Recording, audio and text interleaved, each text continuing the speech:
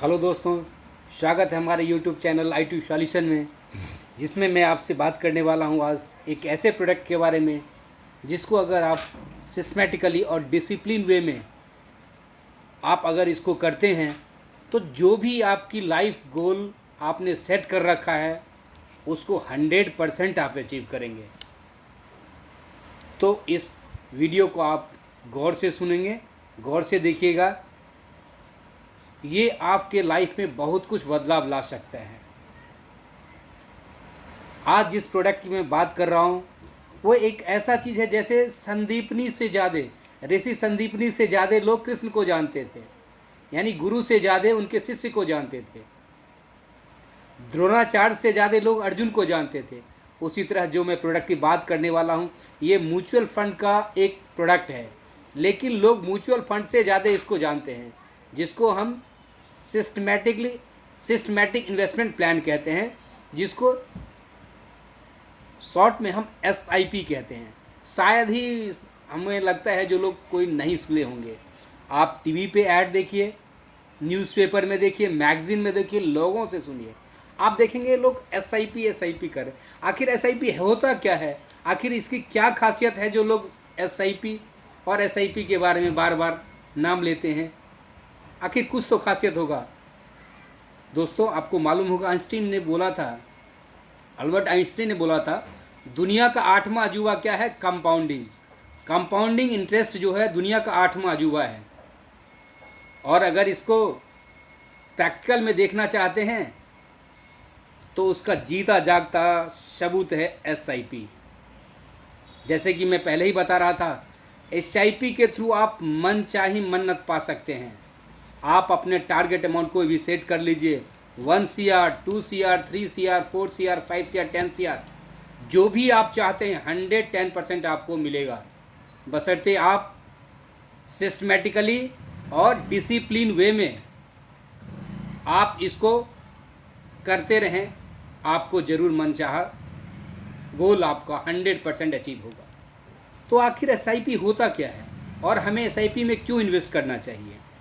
तो दोस्तों, जैसे कि मैं पिछले वीडियो में बताया था, SIP म्यूचुअल फंड का एक स्कीम है जिसमें हम लोग मंथली, सपोज़ कीजिए आपने 1000 रुपये मंथली, आपने एक फ़िक्स डेट को वहाँ से आप अपने बैंक को एक मैंडेट देते हैं, जो ये हमारा पैसा यहाँ से निकल करके एक फ़ंड हाउस में, सपोज़ कीजिए एक SBI का एक फ़ंड हाउस है।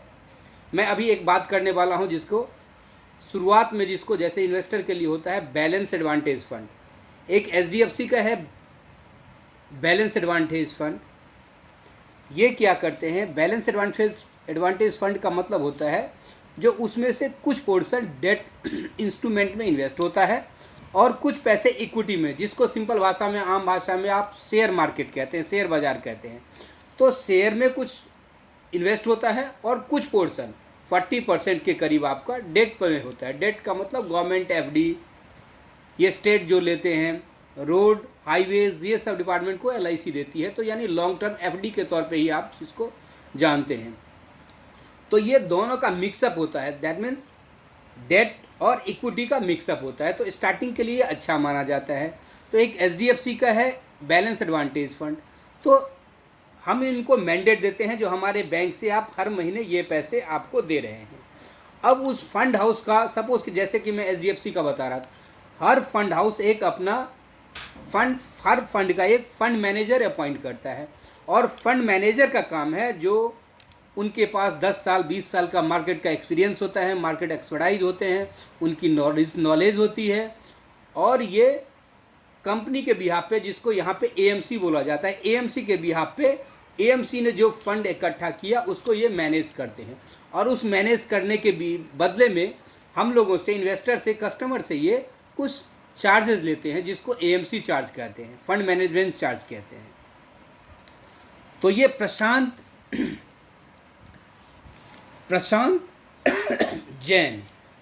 जैन है, ये HDFC का, जैसे कि मैंने बताया था, प्रशांत जैन है इसके फंड मैनेजर, और ये मैनेज कर रहे हैं पिछले 10 साल से अब पीछे ये कर रहे हैं। और इनका 2004 से ये स्टार्टिंग हुआ था, और ये 19% के आसपास 18 से 19% के आसपास इंसेप्शन से इनका रिटर्न है। तो आप अनुमान लगा सकते हैं। और एक मैं बता रहा हूँ SIP का फ़ायदा क्या होता है। सपोज़ कीजिए आज आपने 1000 रुपया लगाया और एक यूनिट की कीमत है 100 रुपये, तो आपको 10 यूनिट अलॉट होगा। अगले महीने मार्केट थोड़ी सी नीचे आ गई तो आपको 10 के बदले 10.25 यूनिट अलॉट हो गई। उसके अगले महीने मार्केट थोड़ी और नीचे आ गई तो यानी 10.5 यूनिट अलॉट हो गई। उसके तीसरे महीने मार्केट ऊपर चली गई तो आपको 10 के बदले 9.5 यूनिट अलॉट हो गया। इसी तरह अगर साल में देखेंगे तो एवरेज कॉस्ट पे हमें, दैट मीन्स मार्केट ऊपर जाए या नीचे जाए, आपको कोई टेंशन लेने की ज़रूरत नहीं है। ये सारा काम फंड मैनेजर का है। फंड मैनेजर इनको प्रॉपर वे में मैनेज करता है। और जैसा कि मैंने बताया था ये डेट और इक्विटी का बैलेंस है, तो इसीलिए इसको बैलेंस एक एडवांटेज फंड बोलते हैं। आपको ऑन एन एवरेज कॉस्ट पे यूनिट अलॉट हो जाती है और आपको ये यूनिट की उस टाइम में वैल्यू क्या होती है आपको ये नहीं देखना। आप सिस्टमेटिकली अगर अपने स्टेटमेंट को देखेंगे तो हर महीने, जैसे कि मैं बता रहा था, आपको यूनिट ऐड होते जाएगा। जैसे मैं बता रहा था पहले मंथ आपको अगर 10 यूनिट है, अगले महीने 19.5, फिर 28.5, ऐसे ऐसे ये बढ़ता जाएगा। तो आपके पास सपोज कीजिए ये 20 साल में, 25 साल में, 30 साल में आपके पास 1 लाख यूनिट हो गया। और उस टाइम में आज के 30 साल के बाद जो आपने यूनिट आज 10, 20, 50 का लिया था, 1000 वैल्यू हो जाती है। तो जानते हैं आपको क्या मिलेगा? 10 करोड़। आपको उस टाइम में क्या मिलेगा? उतने यूनिट की, यानी 1 लाख यूनिट आपके पास है और एक यूनिट की कीमत अगर 1000 है तो 1 लाख इंटू 1000 यानी 10 करोड़ आपको मिलेंगे। तो आप अनुमान लगा लीजिए। और ये कोई बड़ी बात नहीं है, उसको मैं सिंप्लीफाई वे में अगर मैं बोलूँ, अगर आपने 1000 रुपया करके, मैं सिंपल छोटे से अमाउंट से शुरू करता हूँ जो ज़्यादा से ज़्यादा लोग अपने आप को रिलेट कर पाएँ, और मैं इसके लिए आप लोगों को तहे दिल से धन्यवाद देता हूँ। आप लोगों ने इतनी जल्दी हमारे सब्सक्राइबर बेस को बढ़ाया और आपने प्यार और प्यार दिया, उसके लिए मैं तहे दिल से आप लोगों का आभारी हूँ। और मैं प्रयास करूँगा जो ईजी से ईजी वे में एक बिगनर के तौर पे जो भी आपके पास जानकारी होनी चाहिए वो पहुंचाने का मैं प्रयास करता हूं। इसमें मैं कितना सफल हो पाता हूं ये तो कमेंट करके आप बताएंगे। मेरा प्रयास होगा, मैं जितनी हमारी नॉलेज है और जितना मैं दे सकता हूं, मैं प्रयास करता हूं ज़्यादा से ज़्यादा लोगों में अवेयरनेस फैले। हमारे इस YouTube चैनल का, इस YouTube पे आने का माध्यम यही था। जो अगर आप फाइनेंशियल लिटरेसी देखें तो मुश्किल से 2% है इंडिया में, यानी फंड तो बहुत लोगों के पास है लेकिन उनका पैसा डेट इंस्ट्रूमेंट पे पड़ा हुआ है, डेड मनी के तौर पे पड़ा हुआ, उनका बैंक में पैसा पड़ा हुआ है। अगर उसी पैसे को एक्चुअल में इन्वेस्ट किया जाए तो ये बहुत बड़ा बदलाव ला सकता है। अभी अगर देखा जाए तो 50 to 60% पैसा हम लोगों का जो है वो बैंक में पड़ा हुआ। आपको पता है बैंक में 5 से 6% का इंटरेस्ट है और इससे ज़्यादा का हमारा इन्फ्लेशन का रेट है। तो एक्चुअल में आपका पैसा डेड मनी है, कोई ग्रोथ नहीं कर रहा है। ग्रोथ करने के लिए आपको किसी ऐसे प्रोडक्ट में इन्वेस्ट करना पड़ेगा जो डेट इंस्ट्रूमेंट से ज़्यादा दे। जैसे कि मैं यहाँ पे बता रहा था, आपको 10, 12 से लेकर के 20, 22, 25% तक यहाँ पे रिटर्न मिलता है। तो जैसे कि मैं बता रहा था 1000 रुपया करके। दोस्तों एक चीज़ और मैं बताना, अगर आपको ये आपका सहयोग और समर्थन ऐसा ही मुझे चाहिए तो आप इस चैनल को लाइक और सब्सक्राइब करेंगे। साथ ही एक बेल आइकन है, बेल आइकन को आप दबा देंगे तो जो भी हम वीडियोस आपको डालेंगे वो सबसे पहले आपके पास आएगा। आपके लिए बहुत बहुत धन्यवाद उसके लिए। और जैसा कि मैं बता रहा था दोस्तों, अगर मैं 1000 रुपये में छोटे छोटे, जैसे कि बता रहा था, मैं अमाउंट से रिलेट कर रहा हूँ जो ज़्यादा से ज़्यादा लोग अपने आप को रिलेट कर पाएँ। अगर आप 1000 रुपये महीना करके आप जमा करते हैं और 30 साल तक जमा करते हैं, और 15% का जैसे कि मैं आपको रिटर्न बता रहा था, तो आप करीब 55,80,000 रुपये आप जमा करते हैं। और आप जानते हैं आपको क्या मिलेगा? 1,000 रुपया शुरू किया आपने, और मैंने क्या किया, उसमें टॉपअप डाला। एक ये म्यूचुअल फंड का एक स्कीम है जिसमें आप टॉपअप होता है। ये एक मैं और दूसरा जादू बता रहा हूँ।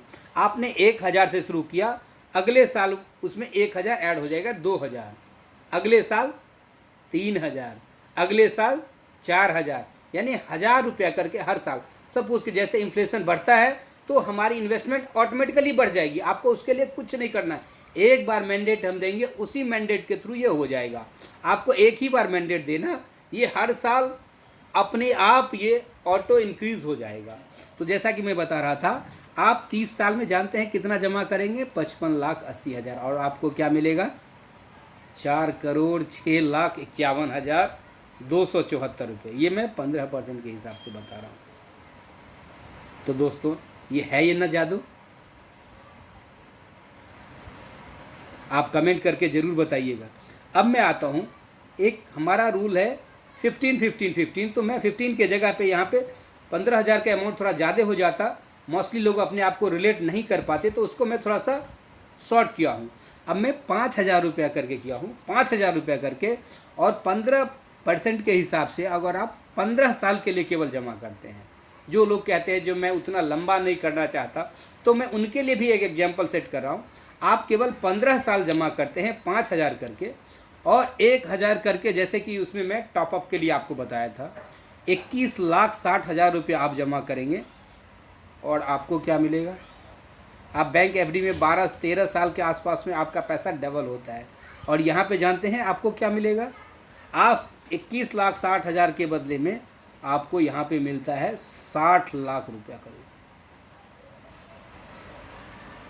अब और आगे जादू देखिए, अगर आपने 5,000 रुपया महीना जमा किया, 5,000 रुपया महीना जमा किया, और 15% के हिसाब से 1,000, जैसे कि मैं बता रहा था, मैं टॉपअप करते जा रहा हूँ, हर साल 1,000 बढ़ जाएगा, और 25 साल के लिए करते हैं, यानी 51 लाख टोटल आप इन्वेस्ट करेंगे, और आपको मिलेगा कितना? 3 करोड़। और सबसे बड़ा जादू तो अब मैं दिखाने जा रहा, बता रहा हूँ आपको। 5,000 करके जमा कर रहे हैं, 15% के हिसाब से ही रिटर्न हो रहा है, रिटर्न मिल रहा है, और 1,000 हम उसमें टॉपअप अमाउंट कर रहे हैं, और 30 साल के लिए हम इसमें करते हैं। 70,20,000 के करीब आपका जमा होता है। और दोस्तों, पता है आपको क्या मिलेगा? 6 करोड़। तो क्या है ना जादू? हमारी जो लाइफ का गोल है वो 100% सेट होगा, और ये जो मैं बता रहा हूँ इससे ज़्यादा भी हो सकता है। एक ऑन एन एवरेज मैंने बताया है आपको। एसआईपी में वो पावर है, आपकी जो भी चाहत होगी 110% आपको मिलेगा ही मिलेगा। और मैं जैसे कि बता रहा था, एक एसआईपी का एक मैं दूसरे का भी एग्जांपल देना चाहता हूँ। ये नहीं मैं एक balance advantage fund, SIP mid cap का अगर देखेंगे, अगर 10 साल एंड अबव का, तो उसमें भी 20% का रिटर्न है। एक मिरर एसेट का है इमर्जिंग इक्विटीज़ फंड, उसका भी 20% एंड अबव है। तो दोस्तों, किसी में इंडिविजुअल प्लान की नहीं बात कर रहा हूँ। अगर आपने आज तक नहीं किया है तो ये बहुत बड़ी अपॉर्चुनिटी आपने मिस की है। जैसा कि मैं बता रहा था, जो आज शुरू करता है, जैसा कि मैं बता रहा था 5,000 करके, और आज के 5 साल के बाद करता है। आज सपोज कीजिए किसी की उम्र 25 साल है और 30 साल है, और अगर आज वो 25 साल के लिए शुरू करता है 5,000 करके, तो उसको 3 करोड़ मिलेगा। और वही अगर कोई 25 साल से है और तब शुरू करता है और 30 साल के लिए करता है, तो उसको क्या मिलेगा? 6 करोड़। यानी 5 साल में उसको 3 करोड़ का एक्स्ट्रा मिल रहा है। तो आप जानते हैं ये कंपाउंडिंग का जादू है, ये मैजिक ऑफ कंपाउंडिंग जो कहते हैं ना, आइंस्टीन ने बोला था, बिल्कुल सच है। और उसका एग्जाम्पल मैंने आपको बताया है। तो दोस्तों SIP को और इसको शुरू करने के लिए सिंपल सी, ज़्यादा इसके लिए कोई पेपर वर्क की ज़रूरत नहीं होती है। एक KYC करना होता है। जिनकी हो चुकी है उनका KYC ऑलरेडी बना होता है। अगर आपने म्यूचुअल फंड में कहीं भी इन्वेस्टमेंट नहीं किया है तो आपको एक KYC बनानी होती है। KYC में आधार, पैन और एक आपका स्नैप फ़ोटो लगता है और आपका KYC बन जाता है। इसको आप ऑनलाइन वे में भी कर सकते हैं। आप इंडिया के किसी भी कोने में रहें, आप ये एक कैम्स और कार्बी होता है, म्यूचुअल फंड कोई भी होगा उसको सर्विस प्रोवाइड करवाता है कैम्स और कार्बी। या आप SBI के ऐप के थ्रू भी जा करके वहाँ पे अपना KYC अपडेट करेंगे। KYC अपडेट करने के बाद आप स्कीम को सेलेक्ट करेंगे। स्कीम सेलेक्ट करने के बाद उसमें आप जितना भी अमाउंट का है वो अमाउंट सेलेक्ट करेंगे और SIP का उसके 30 डेज़ के बाद से आपका SIP चालू हो जाएगा।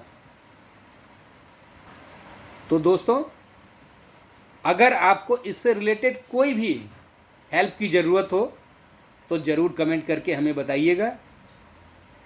हम सहायता करने के लिए तैयार हैं और मैं प्रयास करता हूँ ये आपके लाइफ में कुछ न कुछ ज़रूर हेल्प करे और आपको अपने टारगेट को अचीव करने में ये एक जरिया बने आपका। और ये मेरा, जैसे कि मैं बता रहा था, हमारा ये प्रयास है मैं ज़्यादा से ज़्यादा लोगों में अवेयरनेस लाऊं और उसी के क्रम में मैं ये प्रयास कर रहा हूं। उसमें मैं कितना सफल हो पाता हूं ये तो आप लोग ही बता पाएंगे। तो दोस्तों म्यूचुअल फंड का SIP, आप SIP को जब अब मैं, जैसा कि मैं बता रहा था, आपके फोलियो में ये मैंने एक एग्जाम्पल बताया है। एक्चुअल में आपकी किस तरह की SIP की पोर्टफोलियो बनेगी। SIP पोर्टफोलियो में आपके पास पहले, जैसे कि मैं बता रहा था, आपको बैलेंस एडवांटेज फंड से शुरुआत करनी चाहिए। इसके बाद लार्ज कैप में आनी चाहिए। लार्ज कैप में एक दो फंड का, जैसे मिरर एसेट का लार्ज कैप फंड। इसके बाद जब लार्ज कैप आप ले लेते हैं, कुछ मल्टी कैप होते हैं। मल्टी कैप में क्या होता है, एक ही फंड में आपको large cap, mid cap, small cap का कॉम्बो मिल जाता है। और दोस्तों एक नया ट्रेंड अभी आया है जिसको बोलते हैं flexi cap fund. Flexi cap fund में हम AMC के फंड मैनेजर को ये फ्लैक्सिबिलिटी देते हैं जो मार्केट के कंडीशन के हिसाब से वो अपने फंड को मूव कर सकता है। कब हमें लार्ज कैप ज़्यादा लेना है, कब स्मॉल कैप ज़्यादा लेना है, कब मिड कैप ज़्यादा लेना है। तो ये हम फंड मैनेजर को ये फ्लैक्सिबिलिटी देते हैं जो ये अपने आप को फंड को मूव कर सके। तो इसमें हमें अच्छे रिटर्न मिलता है। अगर मैं 4-5 साल की बात करूं तो यहाँ पे 20% एंड अबव भी रिटर्न आया है। तो ये आपके नीड पे, आपकी टाइम होरिजन कितना अवेलेबल है, आपकी रिस्क एपिटाइट कितनी है, आपका टेन्योर क्या है, इस सब पे डिपेंड करता है। और अगर इसके बारे में आप डिटेल में जानकारी चाहते हैं तो आप कमेंट करके हमें ज़रूर बताएंगे। मैं प्रयास करूंगा आपकी समस्याओं को सॉल्व करने का। थैंक यू दोस्तों, आपका अपना प्यार ऐसे ही बनाइए रखिए। धन्यवाद।